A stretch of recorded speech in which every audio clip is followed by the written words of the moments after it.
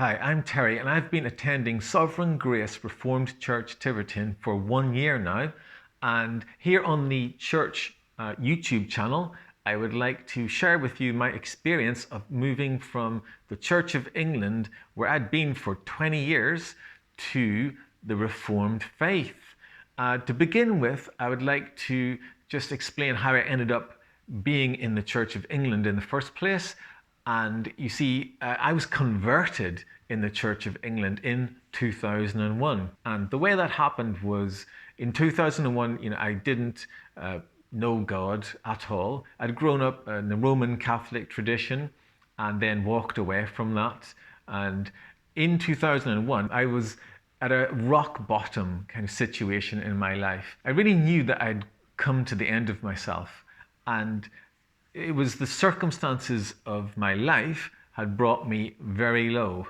And I now know that that was God's providence that did that. My situation and my circumstances were such that I had a feeling of helplessness and powerlessness, and I was looking outside of myself. I really had come to the end of myself, and I was looking outside for something. It was at that point that a friend invited me to a dinner about the meaning of life, where there was going to be a presentation and discussion. And I thought, yeah, sure. And that friend didn't end up going, but I went along anyway and found myself at this dinner with very nice people.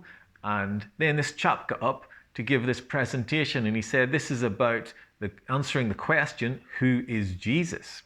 And at that point, I remember being like really offended. I was thinking, oh, there's been a mistake. How dare you talk to me about Jesus Christ? I shouldn't be here. That's not why I came, So that was my sort of initial response. But I stayed in my seat, and something in the talk that the man said struck me, which had never struck me before, that God became a man. And for the first time, the programming that I had in my head about Darwinism, I thought of myself, you see, as an animal, a part of the animal kingdom. But that concept was just, for a moment, was dislodged. And I thought, well, I actually said to somebody on the table where I said, if God became a man, then what did he say? And those people that I was with, they gave me a Bible to look at, or they gave me some scripture.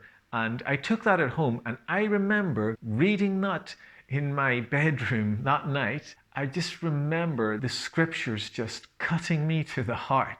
The words of Jesus Christ. When I heard them, my response was, I said, if God became man, then this is what I would expect him to say.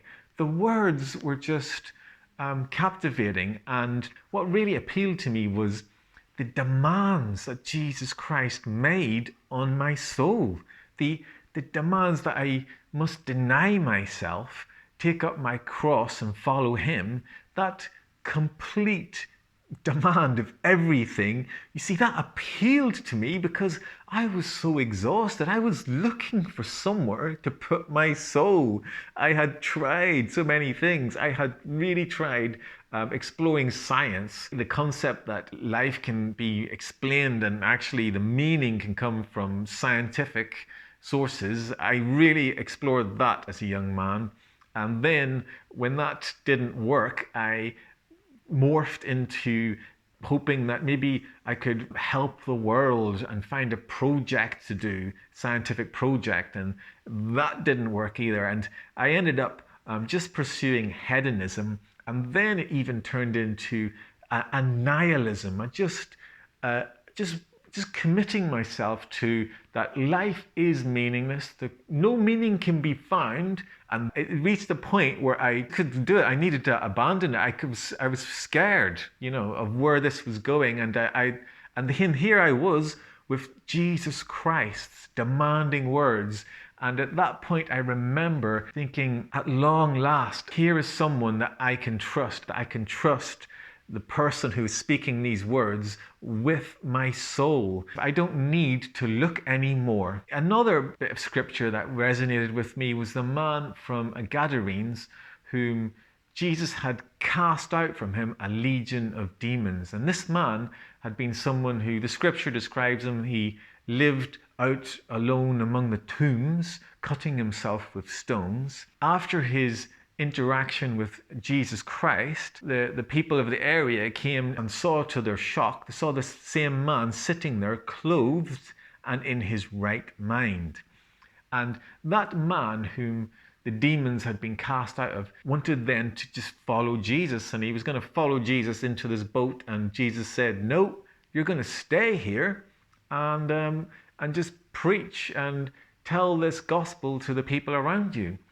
And that was that man's situation, and I identified with him. That's how I felt in 2001, and here I am in 2023, and I'm still here. But just a year ago, God, in his providence, brought me into the Reformed faith.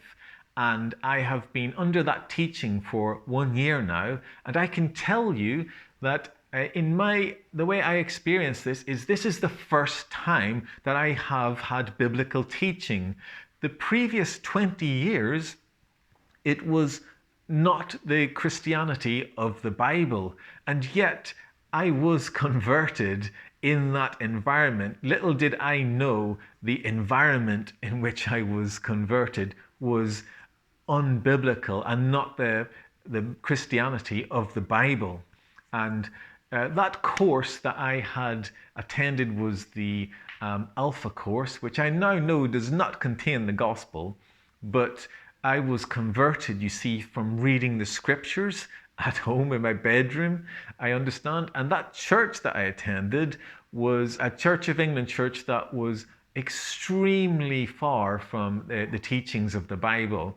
But you see, that was all I knew. And yet God, in his mercy, stooped down and used those circumstances to save me. But then, in his sovereignty, he left me there for 20 years for his purposes. And only now am I coming into the light of the truth of the Bible. If I replay the last 20 years in my mind, do you know, I'm not sure I heard the gospel preached even once in that entire time. And it feels like I'm somebody who is just awaking from a dream.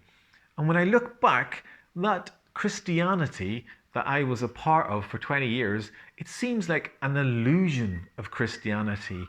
Now, when I speak to my friends, and of course my heart is for them to have this experience of awakening, they are offended and by my saying this, and perhaps you are too, listening to this, but I hope I can have more of an opportunity to explain and articulate what's going on here. And I would like to make this the first in a series of videos examining this. And in the next video, I'd like to get to the heart of the matter about what is the gospel message that is preached in that church environment where I was for 20 years. That's what I'd like to look at in the next video. Thank you for watching this video, and I hope to see you in the next one.